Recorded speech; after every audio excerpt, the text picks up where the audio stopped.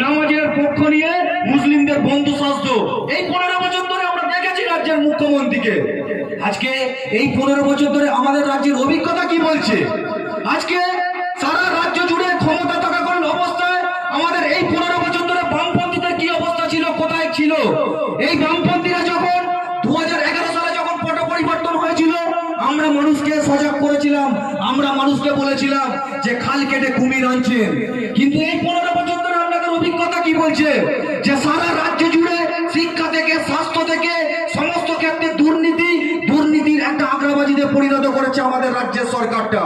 কিন্তু আমাদের অভিজ্ঞতা যখন 1977 সাল আমাদের কমরেড জ্যোতি বসু রাজ্যের মুখ্যমন্ত্রী হয়ে আমাদের রাজ্যে আসার পরে তিনি রাইটার্স বিল্ডিং থেকে বলেছিলেন যে আমাদের এই সরকারটা রাইটার্স বিল্ডিং থেকে চলবেন না, গ্রামের পঞ্চায়েত থেকে চলবে।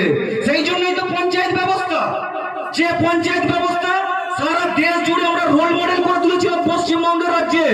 যে পঞ্চায়েতি ব্যবস্থার মধ্য দিয়ে গ্রামের গরিব মানুষের হাতে ক্ষমতার বিকেন্দ্রীকরণ করেছিলাম, যে পঞ্চায়েতি ব্যবস্থার মধ্য দিয়ে আমরা সারা রাজ্য জুড়ে ধান উৎপাদনে, পাট উৎপাদনে, মাছ উৎপাদনে প্রথম দ্বিতীয় তৃতীয় স্থান অধিকার করেছিলাম। তারপরে 15 বছর ধরে আমাদের অভিজ্ঞতা কি বলছে? আমাদের রাজ্যটা ধর্ষণেতে প্রথম স্থান আর শ্লীলতাড়িতে দ্বিতীয় স্থান অধিকার করেছে। এইরকম ধরনের আমাদের রাজ্য সরকারটা চলেছে এই 15 বছর ধরে, এটাই আমাদের অভিজ্ঞতা। আর যদি বলতে যে আমাদের পূর্ববর্তী বক্তারা বলছিল মস্তানি, হুমকি, ভয়, ভীতি, হামলা মামলার মধ্য দিয়ে লাল ঝান্ডার উপর আক্রমণ নেমে এসেছে।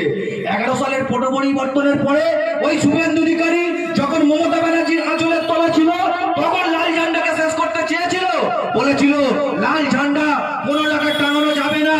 কিন্তু কয়েকদিন পর আমরা দেখলাম ওই শুভেন্দু অধিকারী ওই তৃণমূল থেকে বিজেপিতে এসে কয়েকদিনের জন্য নিজের ঝান্ডা খুঁজে পাচ্ছিল না। আসলে এই লাল ঝান্ডা তো সারদার নারদার টাকা কেনা লাল ঝান্ডা নয়। এই লাল ঝান্ডা গ্রামের গরিব খেটে খাওয়া মানুষের, শ্রমজীবী মানুষের আত্মঘামের বিনিময়ে তৈরি। যে কৃষক খেটে চাষ করে আমাদের মুখে অন্ন তুলে দেয়, ওই কৃষকের আত্মঘামের বিনিময়ে তৈরি ওই লাল ঝান্ডা। ওই লাল ঝান্ডাকে শেষ করতে চেয়েছিল ওই হিটলার মুসলিনরা, ওই লাল ঝান্ডাকে শেষ করতে ওরা পারেনি। এই 15 বছর ধরে আমাদের একটার পর একটা সারা রাজ্য জুড়ে পার্টি অফিসের ওপর আক্রমণ, আমাদের কর্মীদের ওপর আক্রমণ, আমাদের কর্মীদের ওপর হামলা মামলা করে বিভিন্ন জায়গায় ভয় ভীতি করে আমাদের আক্রমণ করে শেষ করতে চেয়েছিল। কিন্তু লাল ঝান্ডা ফিনিক্স পাখির মতো বেঁচেছিল।